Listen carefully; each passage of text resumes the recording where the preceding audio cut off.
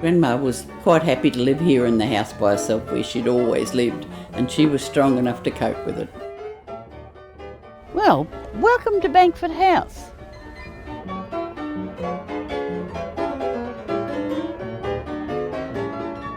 When they moved over to here in 1930, Grandma was one for new things.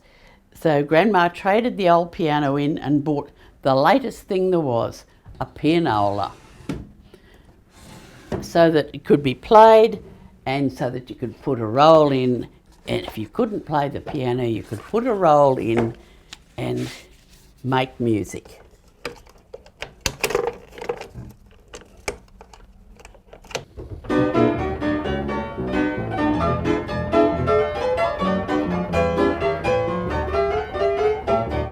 As children, we thought this was marvellous.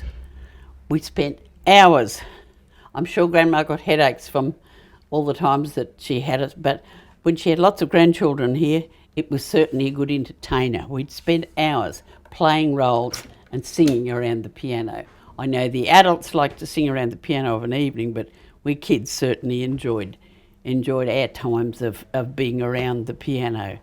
And occasionally we'd coax Grandma out of the kitchen and she'd wipe her floury hands. She'd have been making scones. She was always making scones.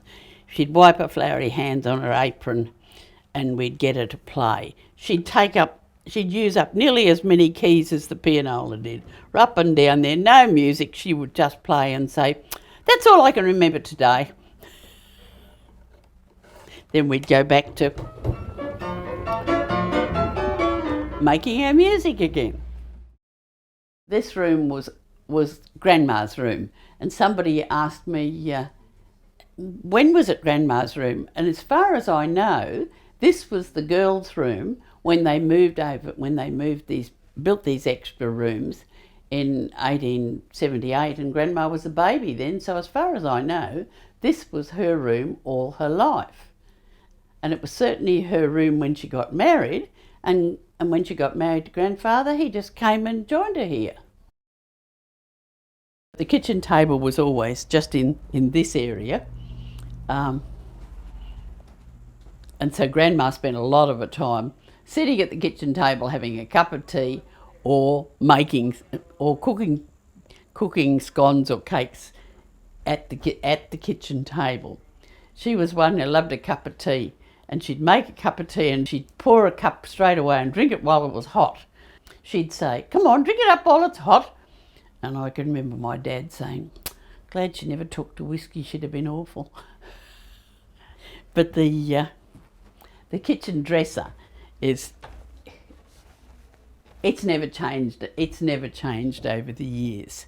That was the kitchen dresser in this kitchen. We know it was in the previous kitchen, but it's been in this kitchen since 1930. Grandma always had her paper lace, so we've made paper lace like Grandma did, so it looks authentic.